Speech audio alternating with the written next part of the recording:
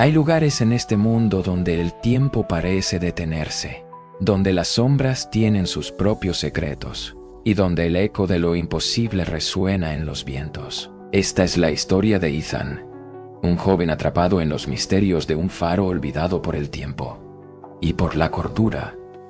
Pero cuidado, lo que vas a escuchar podría desafiar lo que crees saber sobre lo que es real y lo que no lo es. En lo alto de un acantilado erosionado por los siglos, se erguía un faro oscuro y abandonado que vigilaba un pequeño pueblo costero donde pocos se atrevían a mirar hacia el mar después del anochecer. Ethan, quien había crecido bajo la sombra de aquel faro, había escuchado las advertencias desde niño. No vayas allí, no lo mires fijamente por mucho tiempo. Pero a pesar de las leyendas y los susurros, su curiosidad siempre fue más fuerte que el miedo. Los habitantes hablaban de luces que aparecían en lo alto del faro, justo cuando la marea alcanzaba su punto más bajo, y de campanas marinas que sonaban cuando el viento estaba en calma, como si alguien o algo estuviera llamando desde las profundidades. Nadie podía explicar los fenómenos, y con el paso de los años, las desapariciones vinculadas al lugar se convirtieron en un mito más del pueblo. Un día, después de una feroz tormenta que sacudió la costa con tal violencia que las olas parecían arrancar la mismísima tierra, Ethan decidió caminar por la playa, buscando respuestas entre los restos que el mar había dejado atrás. Fue entonces cuando encontró un viejo diario, como si hubieran sido devoradas lentamente por el tiempo. El nombre en la cubierta apenas era legible, pero lo suficiente para que Ethan reconociera que pertenecía a uno de los habitantes desaparecidos hace décadas. Al leer las primeras páginas, su piel se erizó. Relataban experimentos, extraños rituales realizados en la base del faro, no para iluminar el camino a los barcos, sino para iluminar una brecha hacia algo mucho más oscuro, algo que existía fuera de la comprensión humana, algo que nunca debió ser llamado. La curiosidad de Ethan se convirtió en una obsesión. ¿Qué había realmente en el faro? ¿Por qué los desaparecidos siempre estaban conectados con este lugar maldito? Las advertencias del pueblo ya no le importaban. No podía ignorar lo que había leído en ese diario. Lo único que importaba ahora era descubrir la verdad, aunque esa verdad le costara la cordura o algo más.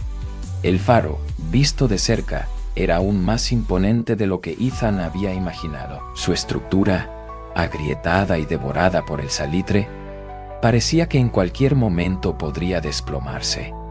Pero había algo en él, una presencia latente que lo mantenía erguido, como si el mismo faro se resistiera a caer. A medida que Ethan cruzaba la puerta oxidada, el aire se volvía denso, opresivo. El olor a humedad y moho era insoportable, pero lo que más le perturbaba era el silencio. Un silencio tan absoluto que el eco de sus pasos parecía resonar desde algún lugar muy lejano.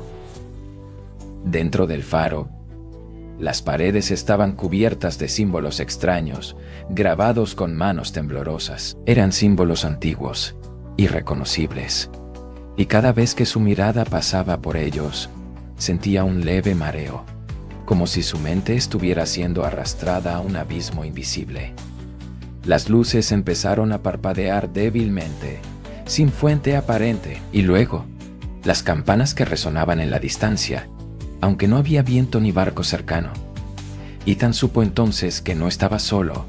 Con cada paso que daba hacia la cima del faro, el diario se volvía más claro en su mente. Las voces que describía el desaparecido comenzaban a susurrar en sus propios oídos.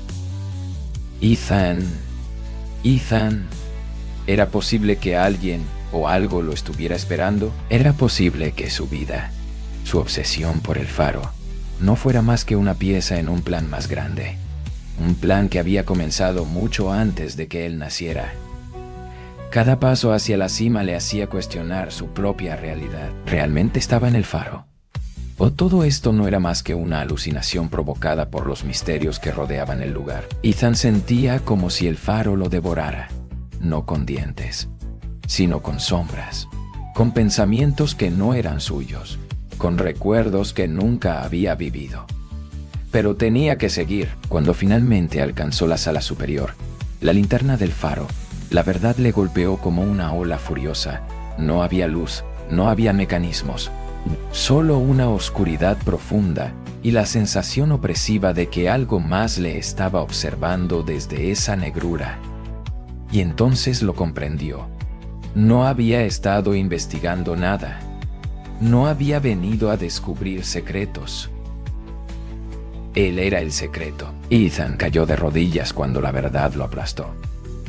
El diario, las desapariciones, las luces, todo era parte de un ciclo interminable. El faro no era un lugar de iluminación, sino una puerta. Y él, al igual que muchos antes de él, nunca había salido del faro después de su primera visita.